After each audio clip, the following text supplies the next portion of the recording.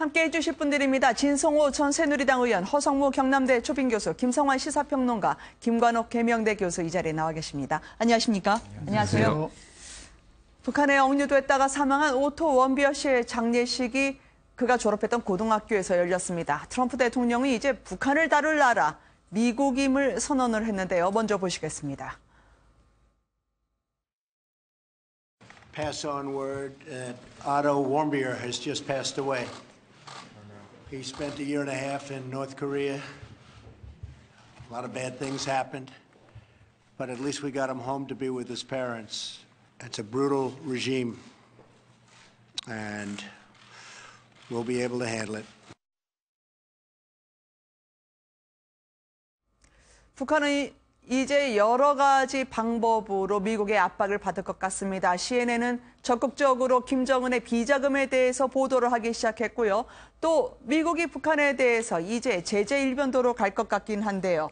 특히 CNN 방송에서 나왔던 내용이 뭡니까? 그러니까 CNN 방송은 김정은의 이제 호화 사치생을 갖다 듣고 온 겁니다. 그러니까 김정은이 최근 뭐 흰색 요트, 고급 양주, 화로운 스키장 시설 장비를 구입했다는 건데요. 네. CNN 방송은 이렇게 이제 추상적으로 이야기했지만 영국의 데일리메일이 보도한 걸 보면 정말 기가 차긴 합니다. 네. 그러니까 거기 보면 김정은이가 돈을 썼는데 데일리메일이 어떤 근거로 취재를 했겠지만 기쁨조 소고값만 39억이다. 네. 그다음에 뭐 치즈값만 1억이고 향수 화장품이 1억 뭐 8천만 원. 근데 네. 앞거는 이겁니다. 러시아 말이 2억이라고 돼 있는데 김정은이가 그렇게 화사치하지만 말만은 네. 정유라의 말, 그러니까 정유라 탔다는 그 말 블라디미르가 한 20억 한다는 거 아닙니까? 네. 근데 김정은조차도 러시아 말은 2억밖에 안 합니다. 어쨌든 이런 것들을 보면 아직도 김정은은 돈줄이 있다. 그리고 이 돈줄은 호화사초에도 쓰지만 핵개발에 쓰는 거 아닌가. 그러니까 이제 앞으로 CNN이나 이런 언론들은 미국 정부를 향해서 김정은의 돈줄을 쬐라. 그리고 이제 네. 중국과 손잡으라 이런 것들인데요. 앞으로 김정은의 사치 생활이 오래 갈지는 모르겠습니다. 네. 그동안에 이제 이런 그 김정은, 김정일, 뭐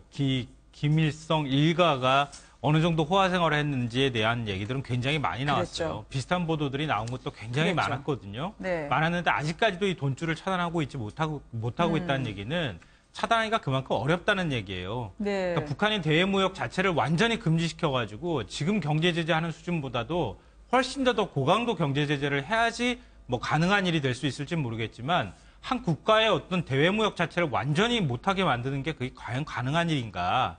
더군다나 북한은 네. 뭐 여러 가지 밀수라든가 이런 것들에 또 연루돼 있다는 얘기도 하고 있거든요. 그러니까 과연 이런 보도들은 지금 보기에는 굉장히 대단한 것 같고 또 어찌 보면은 또 황당한 얘기인 것 같이 느껴지기는 하지만 실제로 현실성이 그렇게 높다고 보이지는 않아요. 네. 근데 이 사치품을 이렇게 쓰는 이유가 여러 가지가 있습니다. 본인 개인이 네. 이렇게 뭐 좋아서 예컨대 뭐 양주다 뭐 이걸 마시기 위해서 하는 것도 있지만 사실 권력을 유지하려면 크로니 계급이라고 있습니다. 그 주변에다가 뭔가를 특별한 상품을 줘야만 그 네. 사람들이 아 내가 특권을 받고 있구나 여기다 충성을 다해야 되겠구나 그런 생각을 갖게 하는 그런 용도로 사치품을 수입하는 경우가 종종 있거든요. 그래서 네. 이런 부분은 사치품을 어떻게 하면 통제하느냐는 것은 굉장히 이제 이 김정은 권력의 이 흐름을 막아내는데 굉장히 유용한 수단이 될 수도 있다고 생각을 합니다. 또 하나 우리가 좀 오류에 빠지지 말아야 할 부분은 뭐냐면요. 네. 북한은 구멍가게가 아니에요.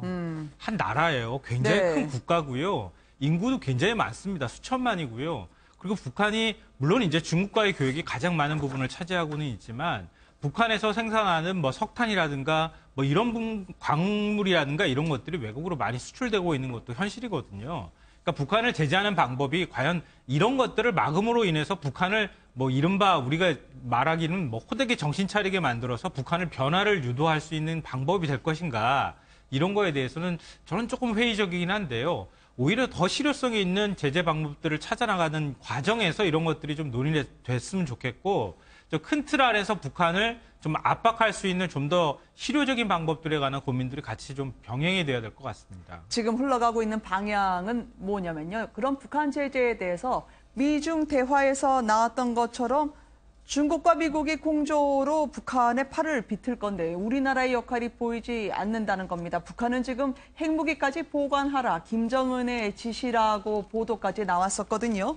그러면서 핵실험을 중단할 수 있다, 대화할 수 있다고 오히려 대화하자는 우리한테는 문 대통령에게 반박하고 비난하면서 미국 측에는 대화의 문을 열어놓는다는 거죠. 네, 북한과 미국 그리고 우리 대한민국 이 사자의 그 관계에서 핵심적인 용어 두 개가 있습니다. 네. 중국과 북한의 관계는 순망치 않은 관계이고, 그리고 북한은 남한을 늘 소외시키면서 미국과 직거래하려 하는 그 통비봉남의 전통적인 정책이 있습니다. 네네. 이 두 개의 그 단어, 말이 기본 키워드거든요.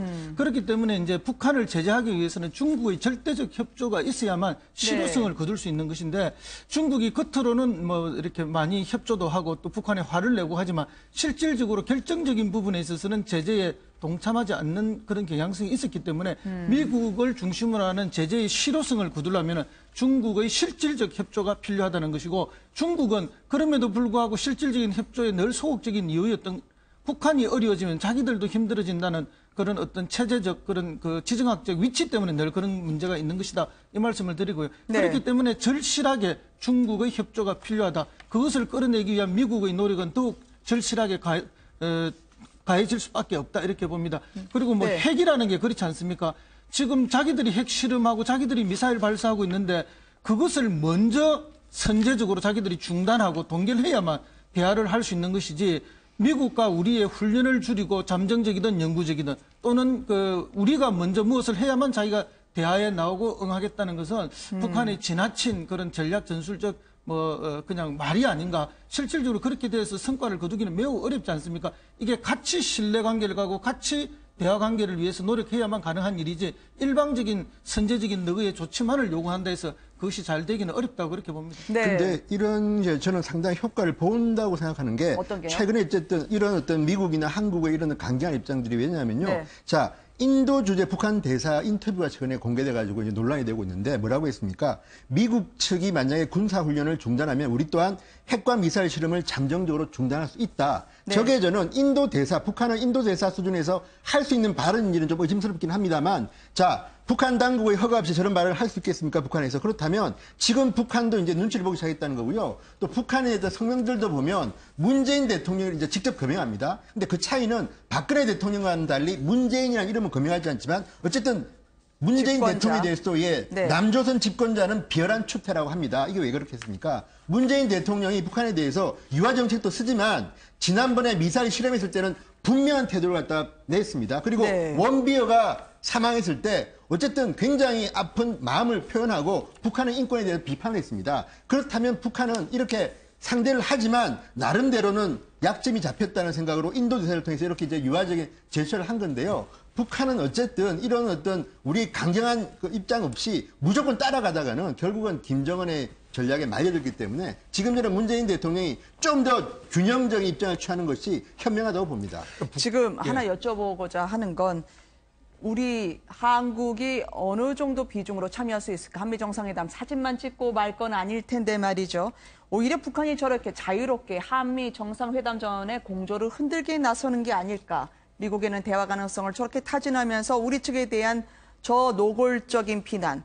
그런데 우리는 남북 단일팀, 물론 문화, 교류 다 중요합니다만 올림픽까지도 북한 스키장을 활용하자는 이야기를 어떻게 해석을 할지 모르겠어요. 그러니까 지금 북한이 양면을 쓰고 있는 거거든요. 그러니까 한국에 네. 대해서는 뭐 집권자에 대해서 자세를 바로하라, 뭐 이런 식으로 강정책을 쓰면서도 인도 대사를 통해서는 뭐 훈련을 중단하면 우리도 잠정적으로 뭐 핵실험을 중단할 수 있다, 뭐 이런 네. 식으로 대화의 가능성을 열어놓은 것인데, 이 부분은 저는 시진핑의 역할을 사실은 지금 이 미국 대통령인 트럼프 대통령이 실질적으로 끝났다. 네. 중국이 열심히 노력했는데 실질적으로 되지 않았고 이제는 미국이 실질적인 역할을 할 것이다라고 얘기한 부분이 가장 지금 크게 다가가고 있는 것 같아요. 즉 직접적으로 북한을 미국이 다루겠다고 하면서부터 네. 북한에 대한 어떤 위기감이 커지고, 이 부분이 양면으로서 대화의 문을 열어놓고, 그런 장면에서 한국의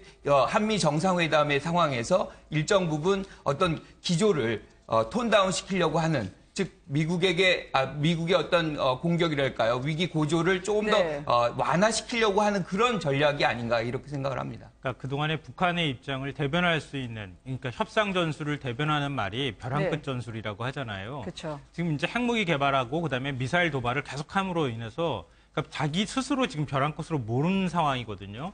그러니까 어느 정도 시점이 됐을 경우에는 북한도 대화의 어떤 사인에 응할 수밖에 없는 상황일 수밖에 없다. 이런 판단이 가능할 것 같고요.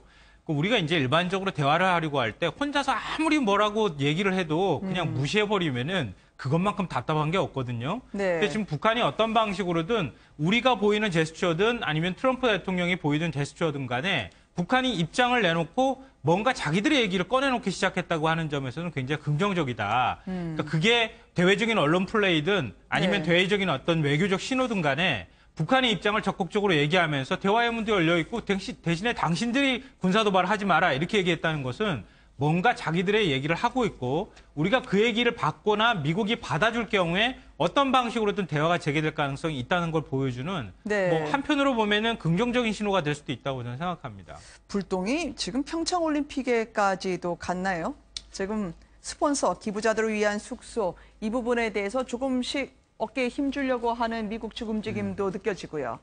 그러니까 미국 올림픽위원회 위원장이 이 말을 했습니다. 자, 스콧 블랙만 위원장은 평창 동계올림픽은 스폰서 활동이 덜 활성화될 것이라고 이제 공개적으로 이야기합니다. 네. 이게 무슨 말이겠습니까? 저는 원비어는 정말 우리나라에는 정말 나쁜 영향을 미칠 확률이 많은 게 다른 건 모르지만 미국 정부나 미국 국민들은 자국의 국민의 안전을 갖다 정말 중요시합니다. 심지어는 미군 유해까지도 찾으려고 하는데 네. 지금 22살 난 대학생이 북한에서 죽었다. 그리고 그 다음에 구타당했다는 보도들이 나옵니다. 그렇다면 지금 미국 국민들의 여론이 어떻게 했습니까? 그걸 갖다가 지금 이용해서 이런 발언들이 나오는 건데 저는 문재인 대통령이 얼마 전 문정인 특보 때문에 일으킨 어떤 혼란 속에서 미국 언론과 인터뷰를 통해서 상당히 트럼프 대통령과 비슷한 입장을 견제했습니다. 저는 잘했다고 봅니다. 왜냐하면 이 외교라는 거는 하고 싶은 말 다 하고 얻는 거는 별로 없습니다. 명분이 있고 실리는 있는데 지금 명분을 지나치게 찾다 보면 실리를 뺐는데 저는 평창이 정말 걱정입니다. 저게 지금 저 문제도 저 문제지만 최순실 게이트 때문에 지금 평창 동계올림픽이 얼마나 그동안에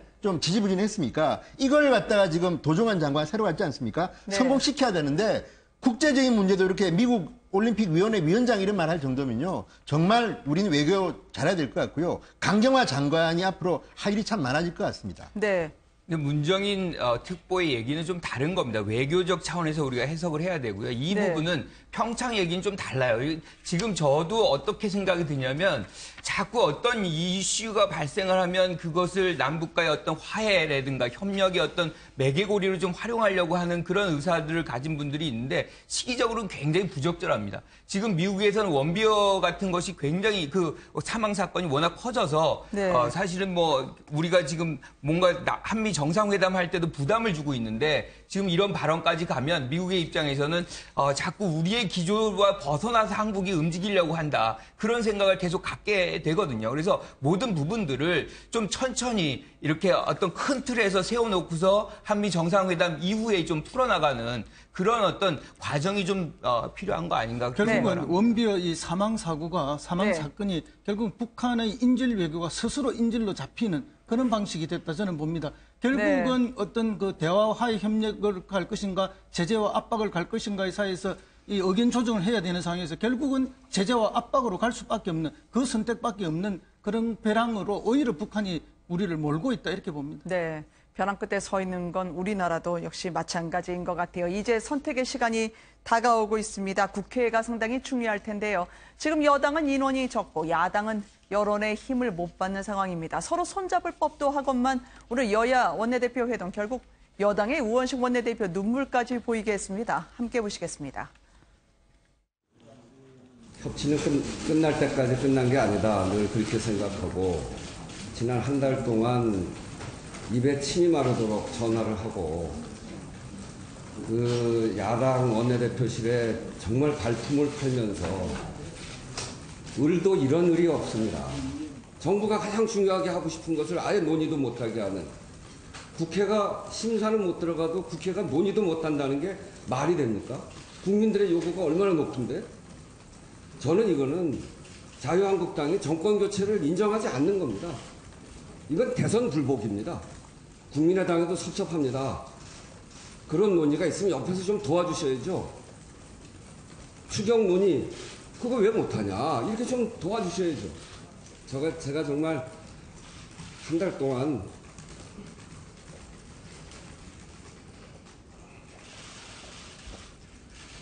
동안 참으면서 그분들의 이야기를 들었습니다. 어떻게든지 정부가 좀 국민들한테 안정적으로 갈 수 있도록 하기 위해서 그렇게 해왔는데 자유한국당 이건 너무하지 않습니까?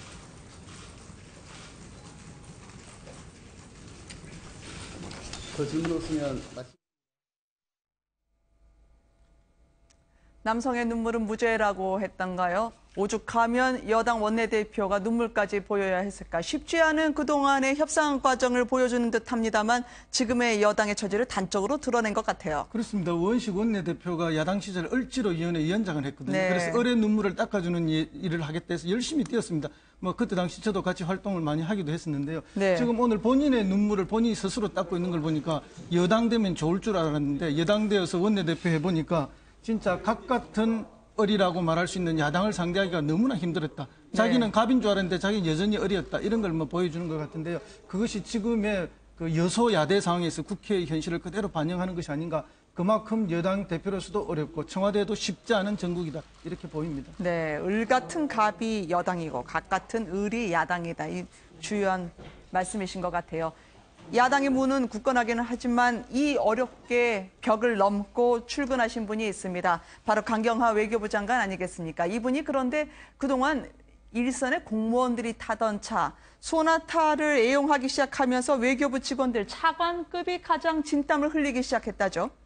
저는 굉장히 긍정적으로 봅니다. 이제 네. 외교부에서 가장 중요한 것이 서열이거든요. 서열이고 이것이 거의 외시를 기준으로 해가지고 하나하나 쌓여져 있기 때문에 네. 서열적 문화가 거의 한국의 어떤 검찰이라든가 군대 다음 가는 그런 서열적 문화가 있어요. 네. 근데 저렇게 파격을 해버리면 밑에 분들은 우린 자전거라도 그럼 이제 타야 그렇죠. 되나라고 굉장히 지금 난감해하신다는데요. 혼란스러울 겁니다. 나는 네. 뭐를 타야 되는지.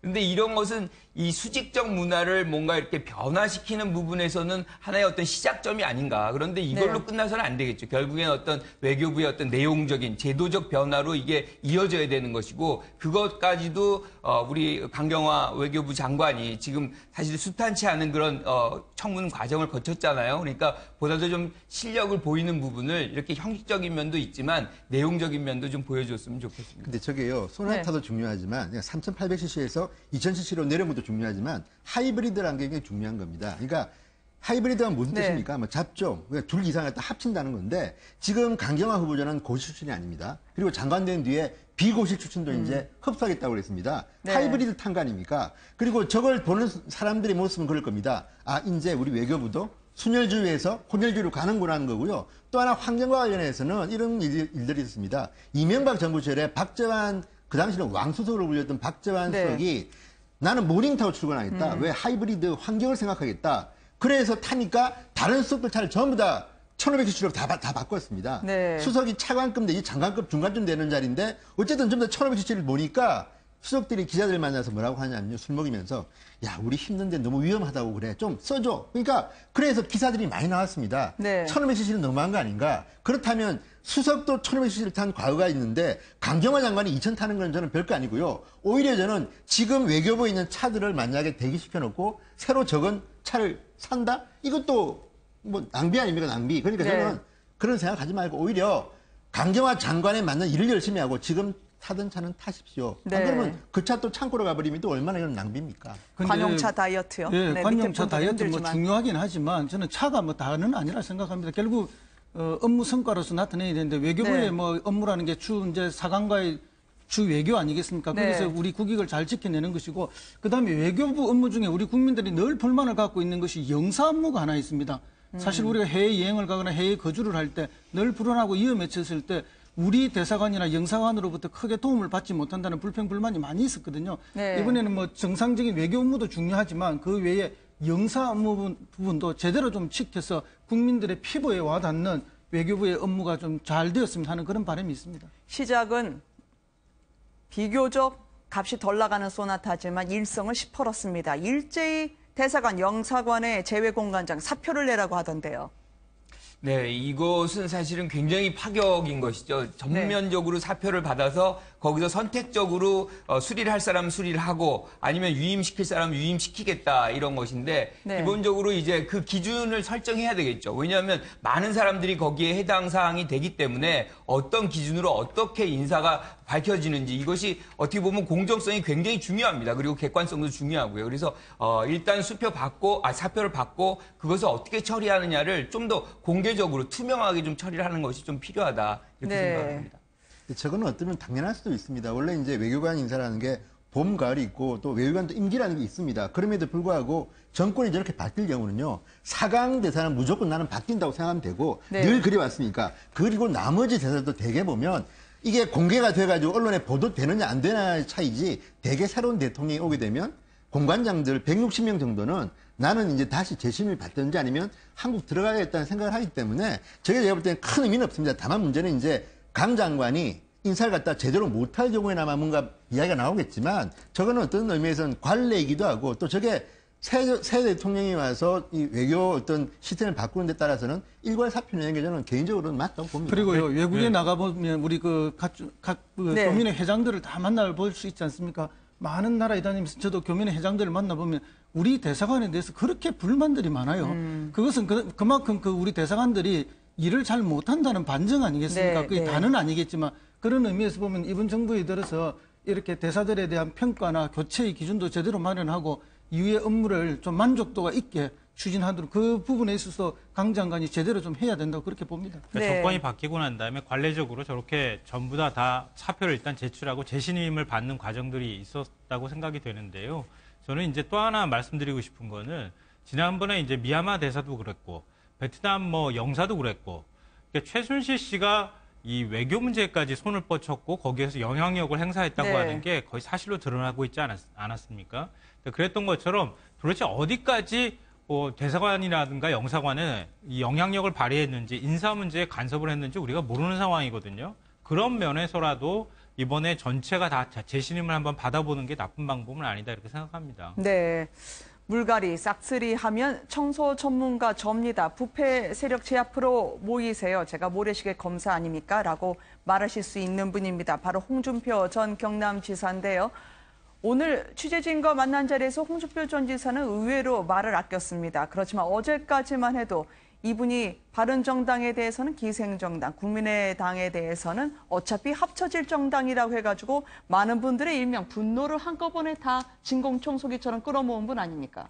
그렇죠. 말이 너무 심해서 사람들이 사실 저분을 어떻게 해야 되느냐, 이게 이제 지금 요즘에 많이 회자되는 얘기인데, 네. 오늘은 이상하게, 여러 가지 장소에서 말을 좀 삼가하고 좀 그런 면들이 보여요. 네. 근데 이것이 이제 많이 쌓였다는 얘기죠. 어느 정도 임계점까지 왔다고 생각을 합니다. 그래서 당 내에서도 마찬가지죠. 그래서 이것이 당내 어떤 전당대회에서 대표를 뽑는 것인지 아니면 네. 말싸움을 하고 서로 혼란을 해서 당을 파괴시키는 건지 실질적으로 알 수 없을 정도의 어떤 서로가 서로에게 아주 격심한 말을 하는 그런 장면들은 네. 우리가 좀 피해야 되는 거 아닌가. 특히나 이제 자유한국당 같은 경우는 이번에 대선에도 패배했고 사실상 여러 가지 어려운 측면이 있는데 여기서 보수의 어떤 새로운 가치라든가 정체성이라든가 정책 비전 이걸 보여주고 국민들에게 지지를 요구해야 되는 이런 상황에서 서로에게 흠담을 하는 이런 장면들이라는 것은 지지자들에게는 엄청난 어떤 고통의 시간이 아닌가 이렇게 생각을 합니다. 홍준표 전 지사가요. 지금 오늘 씁쓸해한 미소만 지을 수밖에 없던 이유를 잠시 뒤에 여쭤보도록 하겠습니다. 왜냐하면 광주에서 특히 지난 대선 과정에서 홀대한 게 아니냐라는 것 때문에 불만이 많았던 광주에서의 TV 토론회까지도 본인은 안 하겠다고 했거든요. 비전과 정책 제시 무엇보다도 국민들이 듣고 싶어 할 텐데요. 본인은 과거 대선 때 토론회는 참 여유 있게 오히려 페이스 조절자로 나서곤 했었습니다. 그때 그 장면으로 모시겠습니다. 예, 저는 홍 후보께 질문드리겠습니다. 저한테 질문하십니까? 이제 얼굴 보고 이야기합시다. 오늘 정부의 역할은 최소한 하고 기업의 환경을 최대한 해주자 그 뜻입니다. 그럼 어떻게 110만 개가 나옵니까? 그거는 실무진에서 만든 건데 내가 만든 거예요. 실무진에서 그래 만든 건데. 그러니까 정부는 큰 정책의 틀만 정하고 나머지는 전부 그 기재부나 이런데 실국장들이 하는 거죠. 대통령이 일자리 개수 세하는 게 대통령입니까? 밤새 해도 됩니까? 밤새? 내 집에 갈 테니까 나는 알아서. 난 피곤해서 못하겠어. 나머지 분들이 알아서 하시라, 나는 집에 가겠다라고 그 여유 있는 홍 전 지사가 TV 토론을 거부하면서 다시 한번 자유한국당이 경랑에 휩싸였습니다. 토론회 중에 정전까지 이뤄가지고요. 지금의 자유한국당의 상황과 교차하면서 보시는 분들이 많았어요. 그 자유한국당이 요즘에 되는 일이 없다는 말이 나올 법한 그런 상황이 아닐까 뭐 그런 생각이 드는데요. 네. 힘들게 뭐 토론회를 하고 있는 상황에서 갑자기 정전이 돼서 뭐 후보들이 굉장히 당황스러워하는 모습이 비치기도 하고 그랬는데 저는 홍준표 지사가 TV 토론을 안 하겠다고 하는 건 나름의 이제 전략이 숨어 있긴 한 것 같아요. 네. 그러니까 나와 그들은 나머지 후보는 다른 레벨이다. 그러니까 나와 같이 토론하는 것 자체를 나는 뭐 거부하겠다. 뭐 이런 네. 이제 그 아마 속내를 담고 있는 거 아닌가 싶은데요. 근데 지난 얼마 전이었었죠. 뭐 한 2달도 안 된 일이지만 지난 대선 기간 동안에 이 문재인 지금 현 대통령이죠. 당시 후보가 TV 토론을 기피하는 것 같다 그래서 얼마나 많이 이 홍준표 지사 측에 전 후보 측에서 많이 비판을 했습니까? 네. 그러니까 토론이라고 하는 거는 국민을 대신해서 국민들한테 어떤 비전을 갖고 있는지 보여주는 건데 당내 토론조차도 이런 식으로 뭐 격을 나눈다거나 아니 뭐 이런 방식으로 토론을 안 하겠다고 하는 게 그렇게 썩 보기 좋아 보이지는 않습니다. 네. 오늘 바른정당의 유승민 의원은 이런 홍준표 전 지사에 대해서 아예 이름도 부르지 않더라고요. 한국당의 홍모 씨. 그러니까 저걸 네. 보면요. 어쨌든 홍준표 전 지사가 여유는 있는 게 지금 홍준표 후보죠. 지금은 홍준표 후보의 경쟁자는 원유철 신상진 의원 아닙니까? 네. 근데 지금 원유철 신상진 의원보다는 지금 상대당, 그러니까 쉽게 하면 제3당, 제4당의 그 대표라든지 유승민 의원 이름이 나오는 이유가 뭐겠습니까? 지금 홍준표 전 지사는 당 내에서는 좀 여유가 있고 당 밖의 분들 3당, 4당을 공격한 겁니다. 그러니까 뭐라고 했습니까? 바른정당은 기생정당이다. 떨어져 나온 정당이다. 그리고 네. 박주선 대표가 있는 국민의당도 조만간 민주당에 흡수될 것이라고 이야기했습니다. 그러니까 박주선 대표, 저분이 좀 점잖은 분입니다. 상당히. 그런데도 불구하고 당원들로부터 따기밖에 안 맞는다고 굉장히 심한 말을 하고 반발하고 유승민 의원 같은 경우는 홍모 씨라고 했습니다. 어쨌든 홍모 네. 씨가 그렇게 말하는 것은 보수가 소멸하는 것이라고 이야기했는데 지금 홍준표 전 지사는 가만히 있으면 조용히 있으면 내가 당대표 된다. 그러니까 자꾸 TV 토론하고 하게 되면 오히려 내가 비판받을 소지가 있으니까 TV 토론을 좀 안 하겠다는 게 작전 같은데 네. 저는 그럼에도 불구하고 해야 될 겁니다. 그리고 이제 저는 또 이해가 안 되는 게 저거는 홍준표 후보의 문제이기도 하지만 자유한국당의 이 전당대회 준비팀들이 있고 위원회가 있을 겁니다. 그러면 대개 보면 자, 몇 번 정도 뭐 연설회를 하고 몇 번 정도 TV 토론을 하고 다 정해놓습니다. 그런데 아직까지도 룰 미팅이 없다는 것이기 때문에 지금 저 전당대회 자체의 어떤 실무적인 이 트렌드도 좀 뭐가 문제가 있지 않나 싶은 생각이 좀 듭니다. 저는 자유한국당의 지금 네. 경선 과정이 굉장히 좀 오만하고 뭔가 국민들에 대한 서비스 개념이 없다고 봐요. 네. 그런데 지금 굉장히 그 이유는 여태 배타적인 어떤 독점권을 특정 지역에서 가졌었거든요. 그런데 지금은 현실이 그렇지 않습니다. 바른정당이 충분히 그 대안적인 존재가 될 수 있음에도 불구하고 이렇게 여태까지 해왔던 어떤 궤적이 네. 이런 행태를 계속해서 보이고 있는데 이것은 지방선거 같은 데서 충분히 내년에 뭔가 국민들의 심판을 받을 가능성도 꽤 있다. 뭐 저는 그렇게 생각을 합니다. 오늘 홍 전 지사가 자신의 광주에서의 생활, 조직폭력배를 소탕하는 데 도움을 줬던 분들에 대한 감사, 갑자기 그 메시지를 던진 것은 자신에 대한 이미지, 광주에 대한 뭐 죄송함도 있지만 나는 역시 이런 척결의 전문가입니다라는 걸 보여주고 싶어서일까요? 뭐 원샷 원킬의 뭐 전문가다, 뭐 저격수다 이런 평가를 받기도 했었고 모래시계 검사라고 하는 점도 뭐 부각하고 있는 측면도 보이는 것 같고요. 네. 그러니까 아마 홍준표 전 지사가 본인을 향해서 국민들이 따가운 시선을 보내고 있다는 걸 알고는 있는 것 같아요, 솔직히. 네. 그러니까 막말이라고 정치인의 막말이라고 하는 게 국민들한테 점수를 따기는 굉장히 어렵거든요. 그러니까 오히려 정치인은 막 대결적인 구도 내에서 있을 때보다는 차라리 국민을 보듬거나 아니면 상대를 존중하는 모습을 보여줄 때 국민들한테 사실은 더 많은 박수를 받거든요. 네. 우리가 뭐 사이다 발언이라고 하지만 사이다 발언이라고 해서 국민들이 박수를 쳐줄 때에는 국민들의 정서를 대변해 줄 때 그런 박수를 받는 것이지 뭐 막 그렇게 본인의 어떤 입지와 관련해서 막 거친 말을 쏟아낸다고 해서 박수 받지는 않습니다. 네, 홍준표 전 지사가 뭐 그런 면모들을 국민들이 본인을 뭐 비판하고 질타하고 있다고 하는 점들을 인식하고 뭔가 좀 이미지를 바꾸려고 하는 노력의 일환으로 이 호남 발언도 하고 뭐 과거에 있었던 검사 시절에 있었던 얘기도 하는 것으로 보입니다. 네. 그렇죠. 모래시계 검사로서 이름을 날릴 때 그때가 저분의 가장 절정적인 좋은 이미지 아니겠습니까? 네. 지금 그 정치를 하면서 점점 이미지가 좀 나빠져 왔던 것이 사실이고 특히 경남도지사와 지난번 대선 후보 과정에서는 막말의 대명사가 되면서 아주 이미지가 나빠진 게 사실입니다. 그것을 극복하기 위한 하나의 대안으로서 자신의 트레이드 마크인 모래시계 검사를 바로 끄집어내려니까 쑥스러우니까 그때 자기를 도와줬던 검찰 수사관과 파견왔던 경찰관을 이야기를 하면서 그 이미지를 연상해내는 아주 고도의 전략이죠. 네. 그러나 아무리 저렇게 한다 하시더라도 지금 경남도지사 시절에 자신이 임명했던 그 경남 축구단 FC의 단장으로 오셨던 분이 뭐 10억 원 가까운 것도 횡령으로 구속돼 계시고 또 자살 소동도 있었고 또 뿐만 아니라 자기 밑에 있던 공무원들이나 측근들이 여러 명이 지금 구속이 돼서 어려운 상황에 있는 게 사실이거든요. 네. 그리고 본인도 대선 기간 내내 막말로 국민들에게 실망을 줬고 그래서 본인은 미국 가 있으면서 신보수를 만들겠다. 대한민국의 새로운 보수를 만들겠다 하셨지만 지금 와서 뭐 난사형으로 모든 사람을 공격하는 걸 보더라도 그렇고 새로운 보수로서의 이미지를 전혀 보여주지 못하고 있고 과거에 한때 좋았던 이미지를 회복하기 위해서 안간힘을 쓰는 그런 수준이 아닌가 이렇게 보입니다. 네. 지금까지 홍준표 전 지사 이야기를 들었는데요. 오늘 박근혜 전 대통령 그리고 SK 최태원 회장의 공판 과정에서 예상하지 못했던 뉴스들이 계속 터져 나와서 이쯤에서 소개해드릴까 합니다. 일단 오늘 출석 장면을 먼저 보시도록 하겠는데요. 재벌 총수 중 첫 증인으로 나섰던 자리, 기자들의 질문이 쏟아졌지만 대답을 기자들이 듣진 못했습니다. 그 모습을 먼저 보시겠습니다.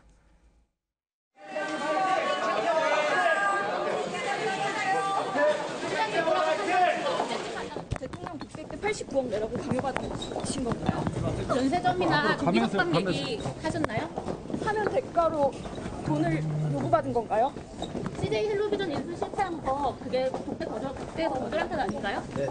대통령 독대에서 면세점 조기 석방 이야기 하셨습니까?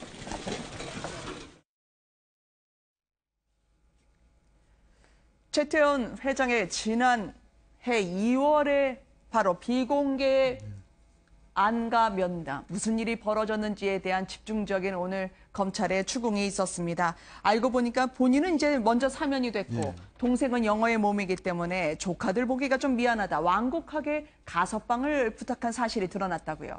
그러니까 지금 보면 최태원 회장이 원래 보면 좀 과묵한 스타일이고 말이 네. 별로 없는데 오늘 증언을 보면 할 말은 다 했던 것 같습니다. 그러니까 지금 SK가 처해 있는 현실에서 우리가 필요한 거, 면세점 같은 거, 워커힐에 면세점을 또 해야 되겠다. 또는 뭐 여러 가지 이제 부탁을 했고요. 또 하나는 개인적으로도 자, 동생의 사면 문제를 자, 가족은 뭐 편하십니까? 물어보니까 저는 편한데 네. 제 동생 가족을 보면 조카 볼 면목이 없어서 우리 동생 좀 사면 안 될까요? 80% 살았는데. 그러니까 보면 최태원 회장이 말은 좀 온돌한 것 같지만 본인이 할 수 있는 회사와 이 개인적인 가정사 문제까지 민원을 다 한 것 같습니다. 그런데 문제는 그 뒤에 결과를 보면 역시 SK가 그전에는 뭐 이 재단에는 돈을 많이 줬지만 89억인가를 주지 않았습니다. 네. 그래서 결국 면세점이나 여러 가지 회사의 민원들은 이루어지지 않았습니다. 이런 것들을 보면 최태원 회장도 나름대로 할 말이 많아서 그런지 오늘은 다분히 솔직하게 많은 말씀을 하셨고 네. 오늘 최태원 회장의 이 진술은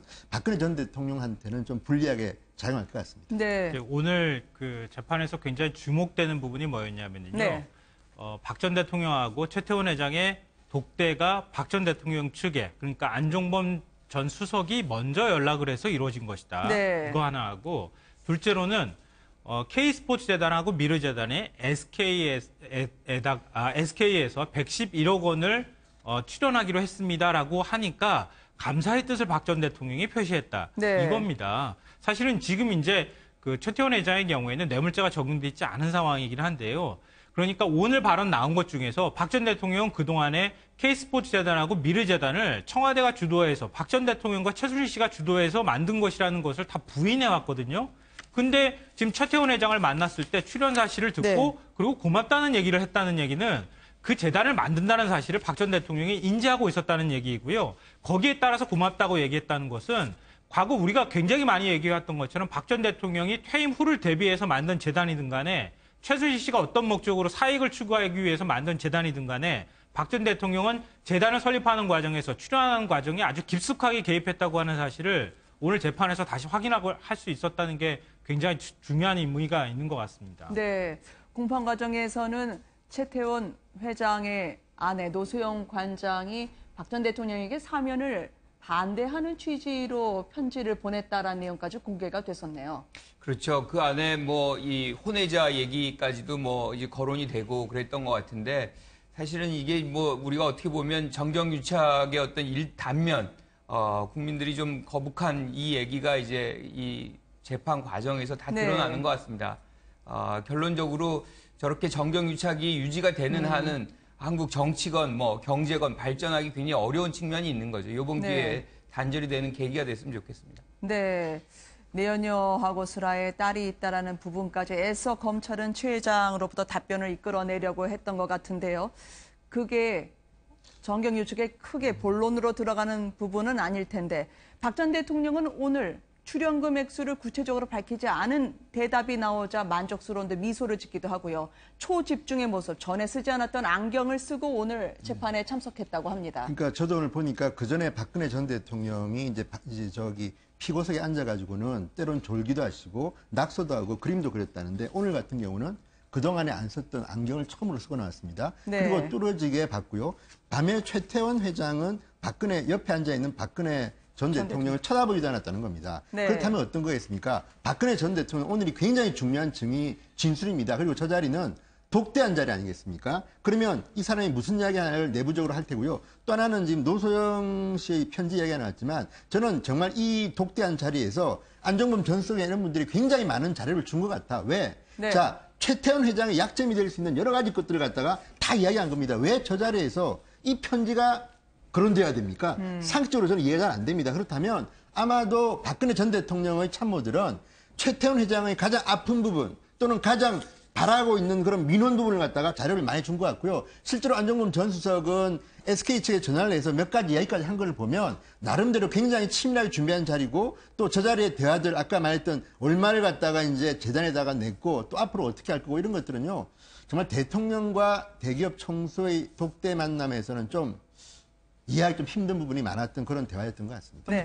최태원 회장뿐만 아니라 삼성 이재용 회장과의 그 독대에서도 말씀 자료에 그 경영권 승계 부분이 이미 들어있었다니까. 그걸 뭐 말씀을 했는지 안 했는지는 우리가 알 수가 없지만 그럴 만큼 각 재벌들의 민감한 문제, 재벌들이 협조하지 않으면 안 될 그런 확실한 일종의 그 약점들을 쥐고 청와대가 재벌 회장들을 불러서 다 독대했다는 것이 오늘 정언으로 통해서 다 드러나고 있는 것이다. 이렇게 보입니다. 그러니까 오늘 최태원 회장의 그 법정에서 이제 진술한 내용을 쭉 보면은요. 네.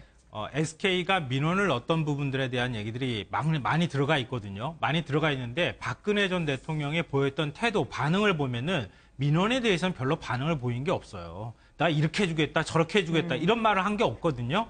없는데 유독 그 재단 출연에 관한 부분에 대해서만 감사하다, 어쩌다 이런 반응을 보였다는 거예요. 네. 그러니까 그런 부분들이 굉장히 좀 중요하다고 보고요. 오늘 재판에서 박 전 대통령이 처음으로 안경을 쓰고 나오고 재판에 아주 굉장히 적극적으로 임하는 모습들을 보였다는 거에서 전 굉장히 한편으로는 저는 개인적으로 실망스러웠습니다.